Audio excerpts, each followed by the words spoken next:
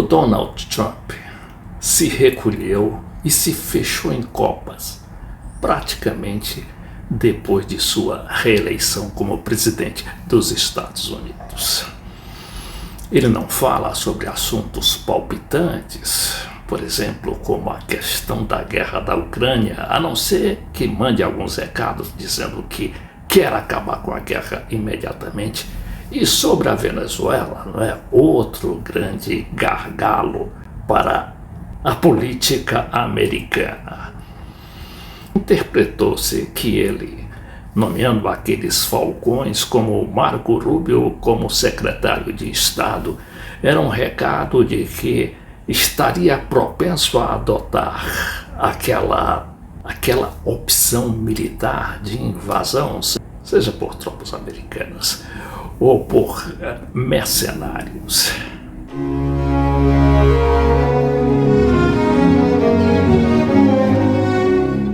Mas ele está recolhido e ouvindo, inclusive, opiniões contrárias à invasão da Venezuela, recebendo lobistas do petróleo que defendem uma negociação com Maduro, que já se dispôs a receber de volta 800 mil venezuelanos que embarcaram para os Estados Unidos.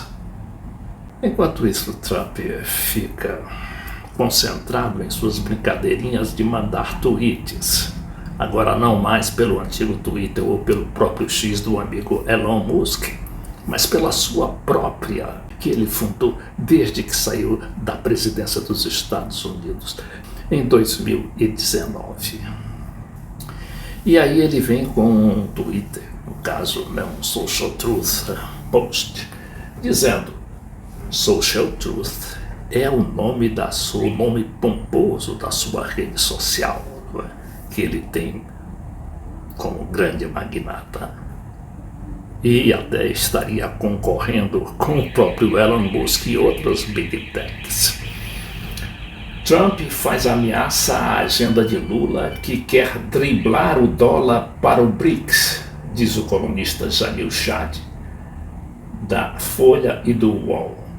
O presidente dos Estados Unidos lançou uma ameaça contra o Brasil e os demais países do BRICS. Segundo ele, se o bloco optar por criar uma moeda alternativa ao dólar, os países serão sobretaxados em 100% para qualquer produto que seja exportado ao mercado dos Estados Unidos. Todo mundo sabe que isso é uma brincadeira ali dos BRICS, que pode ter algum fundo de verdade, mas que é difícil, de manter uma moeda, inclusive entre aquele pessoal do BRICS, são 10 países que têm empresas que têm economias totalmente divergentes umas das outras, como é o caso da China e da própria Rússia, mas que se integram de alguma maneira na criação de uma nova ordem mundial e de uma nova ordem principalmente do comércio entre si, que já está funcionando muito bem, inclusive entre a China e Moscou, depois da guerra da Ucrânia, que é outro pepino, e que o Trump também já mandou recados, através de vários emissários que mandou tanto a Zelensky como a Putin, dizendo que quer imediatamente fazer a paz ou impor a paz através da negociação. Já a China, que talvez seja o seu maior contencioso, e o Trump, que vive ameaçando os países, inclusive países amigos como o México e o Canadá, que já ameaçou de taxar produtos de taxar produtos de 25% vindo daqueles dois países. É um absurdo, e cuja aplicabilidade é muito difícil. De qualquer maneira, a China já se prepara para as ameaças do Trump.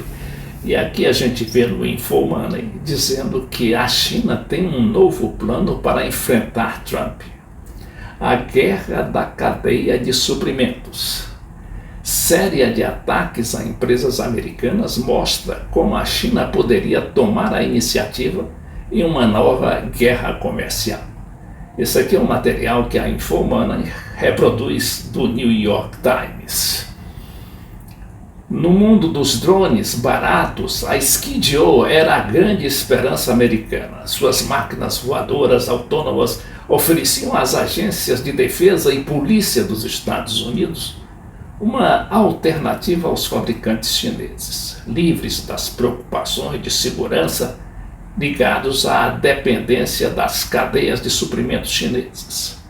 Mas as vulnerabilidades da Skydio se tornaram evidentes dias antes das eleições presidenciais dos Estados Unidos, em novembro último, quando as autoridades chinesas impuseram sanções e cortaram o acesso da empresa a suprimentos essenciais de baterias. Veja lá. As baterias, a gente sabe que a China oferece, não é, ou fornece, que a China fornece inclusive para os carros Tesla, todos eles, né, inclusive os americanos, do magnata Elon Musk, né, o homem terrível da SpaceX, e do novo Twitter, o X, também concorrente, apesar de amigo do Trump. Da noite para o dia, a Skydio, com sede em San Mateo, Califórnia, o maior fabricante americano de drones, correu para encontrar novos fornecedores.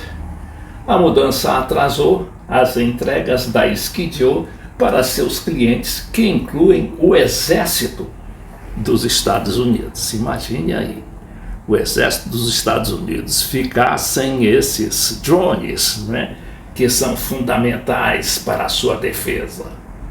Isso é um ataque à Skydio, mas também é um ataque a você, disse Adam Bray, o CEO, né, da companhia Skydio, aos clientes.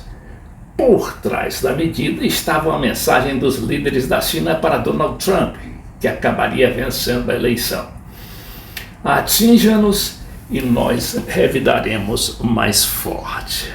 Talvez esteja aí a razão, né, de tanto silêncio por parte do Trump.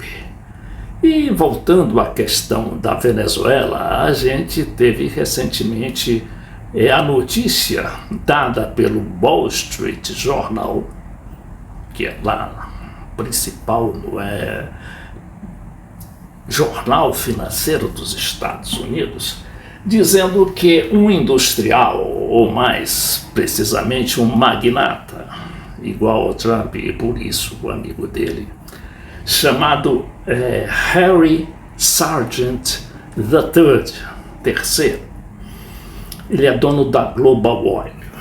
Esse magnata esteve lá na casa de Mar-a-Lago, aquela mansão esplêndida do Trump, e lá conversou com o Trump longamente, dizendo que o importante ali com a Venezuela é, primeiro, preservar a estabilidade do preço do petróleo, o que seria alterado dramaticamente com uma invasão militar ou uma invasão mercenária, não é?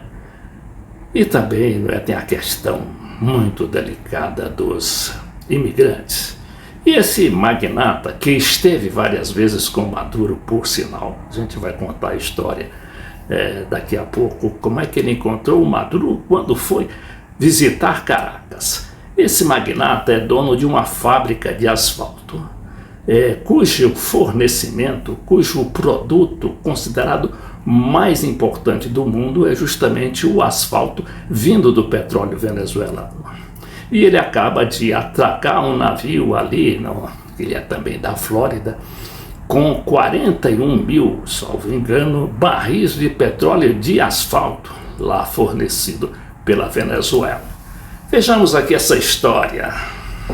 Essa é uma notícia da agência Reuters, talvez a mais potente do mundo atualmente, não é? Contando a história de um encontro secreto do Maduro com esse Harry Sargent III. Diz que o encontro, olha como é que se deu o encontro. Ele decidiu viajar inesperadamente para a Venezuela e tentar alguns contatos lá, não é?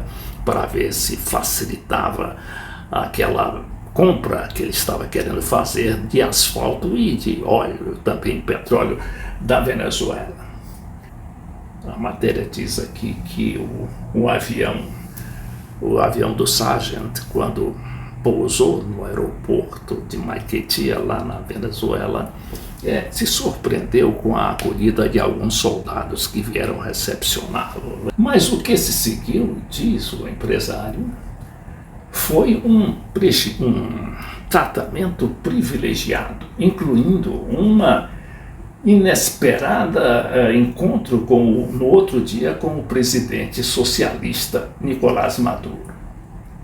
E aí, um ano depois, o Sargent teve alguns importantes acordos para reabilitar 3 poços de petróleo, não é?